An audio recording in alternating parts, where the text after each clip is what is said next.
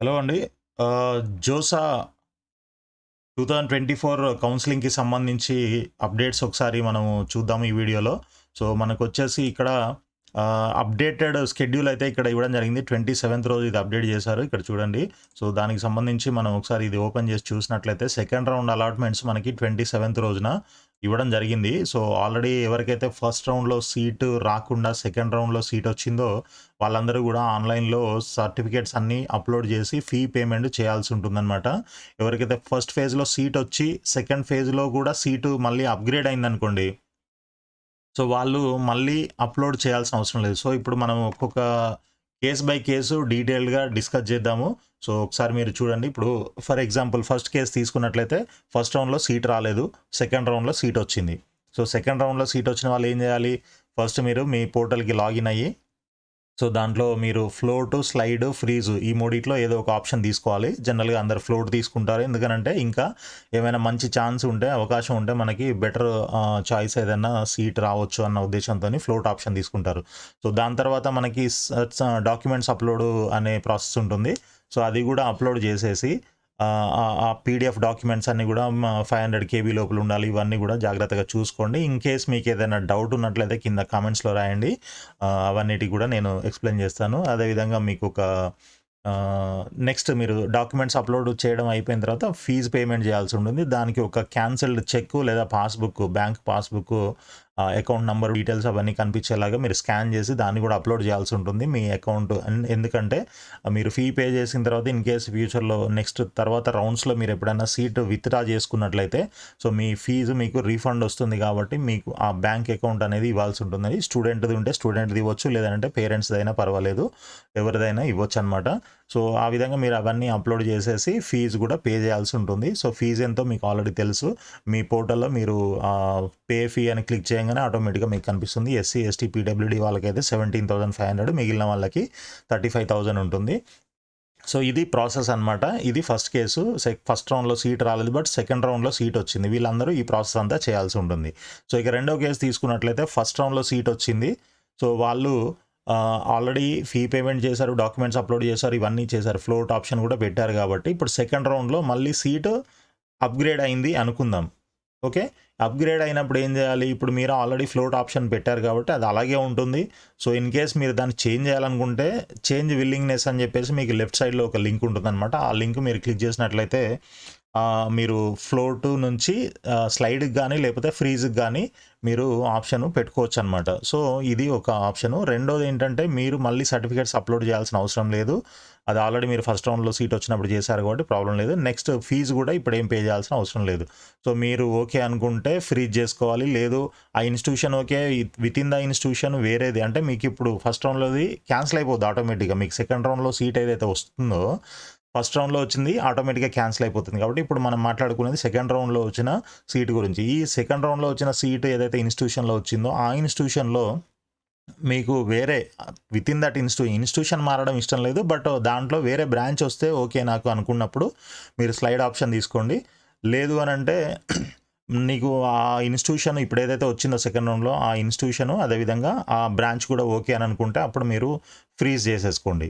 లేదు ఇంకా అప్‌గ్రేడ్ అవ్వాలి నేను ఇప్పుడు పెట్టిన దానికంటే ఇంకా పైన వేరే మంచి బెటర్ ఆప్షన్స్ ఉన్నాయి చాయిసెస్ అవన్నీ దాంట్లో ఏదొచ్చినా పర్వాలేదని అనుకున్నప్పుడు ఆ ఫ్లోట్ ఏదైతే ఉందో అది అలాగే ఉంచండి. మీరు ఆల్రెడీ ఫ్లోట్ ఫస్ట్ రౌండ్‌లో ఫ్లోట్ పెట్టారు కాబట్టి అది అలాగే ఉంచుకున్నట్లయితే సో, మీకు ఆ ఫ్లోట్ ఆప్షన్ కంటిన్యూ అవుతుందనమాట.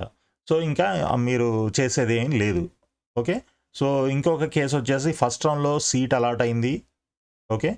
సెకండ్ రౌండ్‌లో సీట్ అలాట్ అవ్వలేదు. ఫస్ట్ రౌండ్‌లో సీట్ అలాట్ అయినప్పుడు మీరు ఆల్రెడీ డాక్యుమెంట్ అప్‌లోడ్ చేసి ఫీజ్ పే చేశారు కాబట్టి ఫ్లోట్ ఆప్షన్ తీసుకొనుంటే సో, ఫ్లోటు కంటిన్యూ అవుతుంది. ఇప్పుడు గూడా మీరు చేసేదేమీ లేదు. ఇప్పుడు సీట్ రాలేదు కాబట్టి ఇప్పుడు చేసేదేం లేదు. అది ఫ్లోట్ కంటిన్యూ అవుతుంది. థర్డ్ రౌండ్‌లో వస్తుందేమో వెయిట్ చేయాలి. ఓకే. ఇంకో కేసు ఫైనల్‌గా మనకేంటి ఫస్ట్ రౌండ్‌లో సీటు వచ్చింది. కానీ మనము ఫీజ్ పే చేయలేదు. సర్టిఫికేట్స్ అప్‌లోడ్ చేయలేదు కాబట్టి మనది అక్కడితోని క్లోజ్ అయిపోయింది. మనకి సెకండ్ రౌండ్‌లో ఛాన్స్ లేదు కాబట్టి ఇంకా మనం ఏమి చేసేది లేదు. సో, ఇంకొకటేంటంటే ఫస్ట్ రౌండ్‌లో సీట్ రాలేదు. సెకండ్ రౌండ్‌లో సీట్ వచ్చింది. ఇది ఆల్రెడీ మాట్లాడుకున్నాం గదా! సో, ఇది అన్నమాట మనకి ఆహ్, ఈ డీటెయిల్స్ అన్నీ గూడా అంటే సీటు వచ్చిందా? రాలేదా? ఇవన్నీ చూసుకోండి. సో, నెక్స్ట్ ఇంకొకటేంటంటే పాయింటు ఇక్కడ చూడండి ఈ షెడ్యూల్ మీకు ఆల్రెడీ స్క్రీన్ మీద చూపిస్తున్నాను. దీన్ని బట్టి మీరు ఒకసారి చెక్ చేసుకోండి. Last date for document upload and fee payment మనకి జూలై 1 వరకు టైం ఇచ్చారు. ఆ లోపల మీరు certificate upload and fee payment చేస్తేనే మీ సర్టిఫికేట్ వెరిఫికేషన్ జరుగుతుంది ఆన్లైన్‌లో. మీ సీటు కన్ఫర్మ్ అవుతుంది. ఇన్ కేస్ మీరు చేయలేదనంటే ఇమ్మీడియేట్‌గా అక్కడితోని క్లోజ్ అయిపోతుంది. ఆ మిస్టేక్ మీరు చేయకుండా జాగ్రత్తగా ఈరోజు రేపు టైం ఉంది కాబట్టి తొందరగా చేసేసుకోండి. ఓకే. ఇన్ కేస్ మళ్ళీ ఏమైనా క్వెరీస్ రేజ్ అవుతే అవి రిప్లై చేయడానికి, రెస్పాన్స్ ఇవ్వడానికి మీకు 3 జూలై వరకు టైం ఉంది. ఓకే. మీరు అప్లోడ్ చేసిన సర్టిఫికేట్స్లో ఏమైనా ప్రాబ్లమ్ ఉన్నట్టయితే మీకు ఒక క్వెరీ రేజ్ అవుతుందన్నమాట. ఆ క్వెరీని బట్టి మీకు ఏ సర్టిఫికేట్ మీద క్వెరీ రేజ్ అయిందో దాన్ని మళ్ళీ రీఅప్లోడ్ చేయడం, ఏదైనా కరెక్ట్ చేసుకొని చేయడం చేయాల్సి ఉంటుంది. ఓకే. ఇక ఇక్కడ నుంచి చూసుకున్నట్లయితే మనకి సీట్ విత్‌డ్రా చేసుకోవడానికి మనకి ఆప్షన్ ఇవ్వడం అయితే జరిగింది. ఇక్కడ initiation of withdrawal of seat, exit from seat allocation process round 2. మీరు ఒకసారి సీట్ విత్‌డ్రా చేసుకున్నారు. సీట్ వచ్చింది బట్ విత్‌డ్రా చేసుకున్నారు అని అంటే ఇంక అక్కడితోనే మీరు ఎగ్జిట్ అయిపోయినట్లే జోసా కౌన్సిలింగ్ నుంచి. సో ఈ సీట్ విత్‌డ్రా చేసుకోవడానికి మీకు ఎప్పటి నుంచి టైం ఉంది? 28 జూన్ నుంచి మీకు టైం ఇవ్వడం జరిగింది. సో, ఈ ఈ అది ఎప్పటి వరకు జూన్ 28 నుంచి జూలై 2 వరకు ఈవినింగ్ 5:00 వరకు మీకు టైం అయితే ఇవ్వడం జరిగింది. ఇన్ కేస్ విత్‌డ్రా చేసుకోవాలనుకుంటే ఆలోచించుకోండి. విత్‌డ్రా చేసుకుంటే మళ్ళీ మీరు ఇంకా జోసా కౌన్సిలింగ్‌లో ఉండరు. ఓకే. ఆఫ్‌కోర్స్ మీరు మళ్ళీ సీసాబ్ కౌన్సిలింగ్‌కి మళ్ళీ అప్లై చేసుకోవచ్చు. దాన్ని కంటిన్యూ చేసుకోవచ్చు. బట్ జోసా కౌన్సిలింగ్ ఇంకా 3 రౌండ్లు ఏవైతే ఉన్నాయో ఆ 3 రౌండ్లలో మీరు ఉండరు. ఓకే. సో, ఇది. ఇకపోతే మనకి ఫస్ట్ రౌండ్‌లో, సెకండ్ రౌండ్‌లో సీట్స్ ఏ విధంగా వచ్చాయి అసలు అంటే ఎంత కట్ ఆఫ్ ఎంతుంది? ఏంటి? అనే విషయంపై మనం ఒకసారి చూసుకున్నట్లయితే ఇక్కడ ఓపెనింగ్, క్లోజింగ్ ర్యాంక్స్ అని మనకి వెబ్‌సైట్‌లో అయితే ఉంటుంది. మీకు అందరికీ తెలుసు ఆల్రెడీ. ఇక్కడ చూడండి ఓపెనింగ్, క్లోజింగ్ ర్యాంక్స్ 2024 క్లిక్ చేసినట్లయితే మీకు రౌండ్ నంబర్ 1 అండ్ 2 అని కూడా ఈ విధంగా ఇవ్వడం జరుగుతుంది. సో, ఇప్పుడు 2 సెలెక్ట్ చేసుకొని మీకు ఏ కాలేజ్ కావాలి ఏంటి అనేది ఇక్కడ సపోజ్ ఎన్ఐటీ అనుకోండి. ఎన్ఐటీలో ఏ ఇన్‌స్టిట్యూషన్‌లో మీరు చెక్ చేసుకోవాలనుకుంటున్నారు. అంటే ఇది ఏం చెక్ చేసుకోవాలి? ఎలా చెక్ చేసుకోవాలి? ఏంటి? అనేది నేను ఒకసారి ఎక్స్‌ప్లెయిన్ చేస్తాను వినండి. సో, ఇప్పుడు మీకు ఫర్ ఎగ్జాంపుల్ మీరు పెట్టిన చాయిసెస్ 100 అనుకోండి. 100లో మీకు ఒక 50th చాయిస్ మీకు అలాట్ అయింది. ఇంకా పైన ఎన్ని ఉన్నాయి? 49 ఉన్నాయి.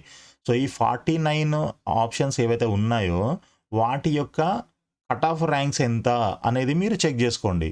ఈ సెకండ్ రౌండ్‌లో ఇప్పుడు ఆ 49 ర్యాంక్స్ ఉన్నాయి కదా! ఇప్పుడు ఫస్ట్ ఆప్షన్‌లో మీరు ఏదో ఐఐటీ బాంబే పెట్టారనుకుందాం. ఐఐటీ బాంబే సీఎస్‌ఈ పెట్టారు. సీఎస్‌ఈలో మీ యొక్క కేటగిరీ ఏంటి? మీ కేటగిరీలో జెండర్ మేలా, ఫీమేలా కూడా చూసుకొని దాని ప్రకారంగా ఈ కట్ ఆఫ్ ఎంతొచ్చింది. ఓకే. ఆ కట్ ఆఫ్ చూసుకున్నట్లయితే మీ ర్యాంక్‌కి ఆ కట్ ఆఫ్ దగ్గరలో ఉందా? లేదా? అనే విషయము మీకు అర్థమైపోతుంది.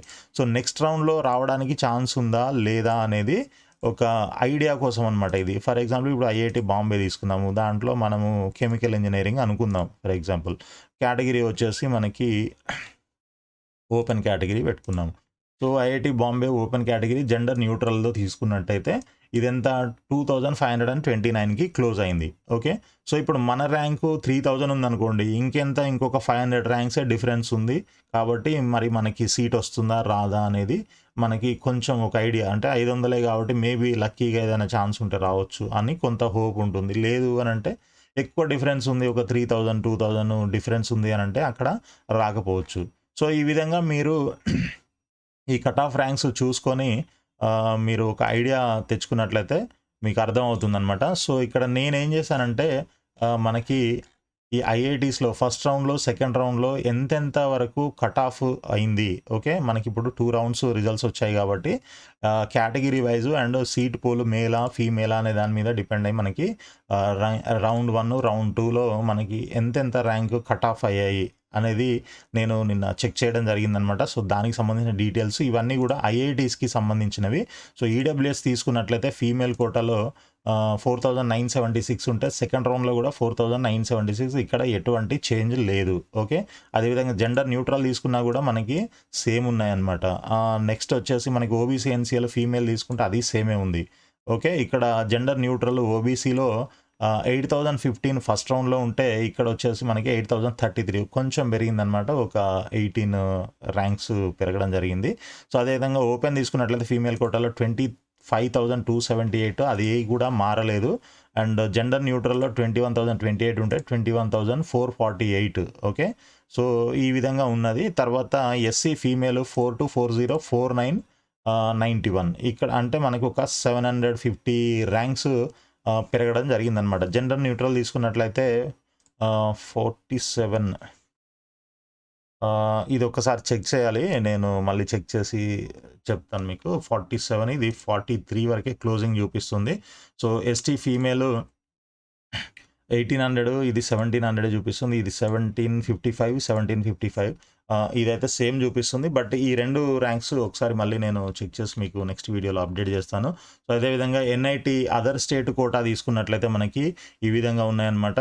సో, ఇవన్నీ ఒక్కొక్కటి నేను చెప్పడం కంటే మీరు ఒకసారి చూసుకోండి. అంటే మీకు ఏ కాలేజీలో అంటే ఎన్ఐటీలో వచ్చిందా, ఐఐటీలో వచ్చిందా, ట్రిపుల్ ఐటీలో వచ్చిందా, దాన్ని బట్టి మీరు ఇక్కడ నేను వేసిన ఈ నంబర్స్ అంటే ranks first round cut off ranks, second round cut off ranks వీటిని చూసుకొని మీ కేటగిరీ ప్రకారం మీ సీట్ పూల్ ఏంటి అనేది చూసుకొని దాని ప్రకారంగా పెరిగిందా, తగ్గిందా, సో మన ర్యాంక్కి దగ్గరలో ఉందా లేదా, అసలు మనకు సీట్ వచ్చే అవకాశం ఉందా లేదా.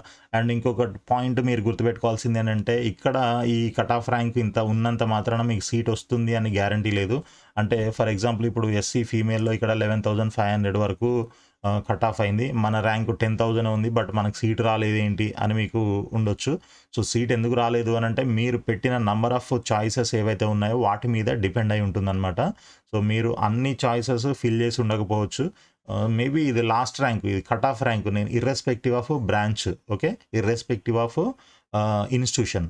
సో, ఏ ఇన్స్టిట్యూషన్ అన్ని ఎన్ఐటీస్లు కలిపి ఇవి లాస్ట్ ర్యాంక్ అనమాట. అన్ని ఎన్ఐటీస్ వాటిలో ఆఫర్ చేసే అన్ని కోర్సులకి కలిపి ఇది cut off rank, last rank ఇది.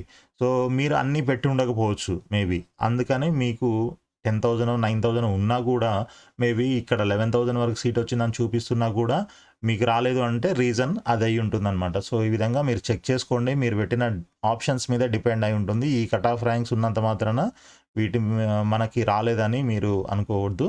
సో, ఇక్కడ నెక్స్ట్ వచ్చేసి మనకి ట్రిపుల్ ఐటీస్లో మాత్రం ఈ విధంగా ఉందన్నమాట. Round 1, round 2. సో, ఇవి కూడా మీరు ఒకసారి చెక్ చేసుకోండి. వీడియోని పాజ్ చేసి కూడా మీరు చూసుకోవచ్చు. నెక్స్ట్ వచ్చేసి ఇక్కడ చూడండి, JoSAA cut off ranks GFTIs అనమాట. ఇవి జిఎఫ్టిఎస్లో రౌండ్ 1 అండ్ రౌండ్ 2 ఈ విధంగా ఉన్నాయి. నెక్స్ట్ వచ్చేసి మనకి ఎన్ఐటి వరంగల్లో ఇప్పుడు తెలంగాణలో ఉండే వాళ్ళందరికీ మనకి NIT Warangal home state quota అవుతుంది కాబట్టి ఇక్కడ సపరేట్గా హోమ్ స్టేట్ కోటా తీసుకోవడం జరిగింది. So, category wise and round 1, round 2 ఇక్కడ చూడండి. దీంట్లో ఈడబ్ల్యూఎస్ ఫీమేల్లో అసలు ఏం డిఫరెన్స్ లేదు. అదేవిధంగా ఓబీసీ ఎన్సీఎల్ ఫీమేల్లో కూడా కొంచెం డిఫరెన్స్ ఉంది. ఓపెన్ కేటగిరీ తీసుకున్నట్లయితే ఫీమేల్లో ఎటువంటి డిఫరెన్స్ లేదు. జెండర్ న్యూట్రల్లో మాత్రం ఒక 2,000 డిఫరెన్స్ రావడం జరిగింది. అదేవిధంగా ఎస్సీ ఫీమేల్ ఈ విధంగా ఉంది. కొంచెం పెరిగాయి అనమాట. ఇదైతే పెరగలేదు. ఎస్టీ ఫీమేల్లో అయితే 4,351 ఏదైతే ఉందో అదే విధంగా ఉంది. అంటే ఇక్కడ సేమ్ ర్యాంక్ మారలేదు అని అంటే అక్కడ అర్థం ఏంటనంటే దాంట్లో ఎవరెవరికైతే సీట్ వచ్చిందో ఫస్ట్ రౌండ్లో వాళ్ళందరూ కూడా ఫ్రీజ్ చేయడమో లేకపోతే అప్గ్రేడ్ చేసుకోవడమో, అప్గ్రేడ్ వాళ్ళు చేసుకున్నా కూడా అంటే ఆ ఫ్లోట్ ఆప్షన్ పెట్టినా కూడా వాళ్ళకి ఫర్దర్ అప్గ్రేడ్ అవ్వలేదు. సో, ఎవరికైతే ఫస్ట్ రౌండ్లో సీట్లు అలాట్ అయ్యాయో వాళ్ళందరూ యాజ్ టీజ్గా అలాగే ఉన్నారు అని మనం అర్థం చేసుకోవచ్చు. ఇన్ కేస్ ఏదైనా ఒక్క స్లైడ్ జరిగినా కూడా అంటే వేరే ఒక స్టూడెంట్ వేరే వేరే ఇన్స్టిట్యూషన్కి వెళ్ళినా, వేరే బ్రాంచ్కి మారినా కూడా ఇక్కడ మళ్ళీ నెక్స్ట్ పర్సన్కి ఛాన్స్ ఉంటుంది కాబట్టి ఇక్కడ ర్యాంక్ చేంజ్ అయ్యే ఛాన్స్ ఉంటుంది. బట్ ఇక్కడ ఎటువంటి ర్యాంక్ అయితే ఎటువంటి చేంజ్ లేదు అని అంటే మేబీ అందులో ఉన్న వాళ్ళు యాజ్ ఈజ్గా అలాగే ఉన్నారు. ఇంతవరకు అసలు ఎటువంటి చేంజ్ జరగలేదు అని చెప్పేసి ఈ కేటగిరీలో అంటే ఈ కేటగిరీ అండ్ ఈ కోటా సీట్ పూల్లో ఆ పర్టికులర్ మేబీ బ్రాంచ్ ఈ లాస్ట్ ర్యాంక్ ఏ బ్రాంచ్లో ఉందో ఆ బ్రాంచ్లో అనుకోవచ్చు మనం. వేరే బ్రాంచెస్లో కొంచెం అటు ఇటు జరగవచ్చు. బట్ అవి ఈ ర్యాంక్ కంటే లోపలే కట్ ఆఫ్లో ర్యాంక్స్ ఉండొచ్చు వాళ్ళ ర్యాంక్స్ అంటే మళ్ళీ స్లైడ్ అయిన వాళ్ళ ర్యాంక్స్. సో, ఇవన్నీ ఉంటాయన్నమాట. సో, మీ ర్యాంకు ఎలా ఉంది, మీ ర్యాంకు ఎంత ఉంది అండ్ ఈ కట్ ఆఫ్ ర్యాంక్కి దగ్గరలో ఉందా లేదా అనేది మీరు ఒకసారి చెక్ చేయండి. సో, నెక్స్ట్ ఇక ఫైనల్గా మనకి ఒక వాట్సాప్ ఛానల్ అయితే ఉంది. ఆ ఛానల్లో మీరు సబ్స్క్రైబ్ చేసుకున్నట్లయితే నేను కింద డిస్క్రిప్షన్లో లింక్ ఇస్తాను. ఛానల్ని సబ్స్క్రైబ్ చేయండి.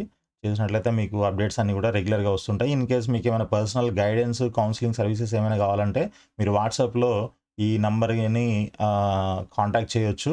సో, మీకు ఇదే గాదు. జోసాకనే గాదు. జోసా తర్వాత మళ్ళీ ఇప్పుడు ఎంసెట్ కౌన్సెలింగ్ గూడా ఈఏపీ సెట్ కౌన్సెలింగ్ గూడా మనకి 4థ్ నుంచి తెలంగాణలో స్టార్ట్ అవుతుంది గాబట్టి, దానికి సంబంధించిన సర్వీసెస్ కూడా మీకేమైనా కావాలంటే మీరు తప్పకుండా కాంటాక్ట్ చేయొచ్చు. వాట్సాప్‌లో మెసేజ్ పెట్టండి. సో, మీకు రిప్లై జేస్తాను. అండ్ వీడియో నచ్చినట్లయితే లైక్ చేసి సబ్స్క్రైబ్ చేయండి. అదేవిధంగా మీ ఫ్రెండ్స్ కూడా షేర్ చేయండి friends. All the best. Thank you.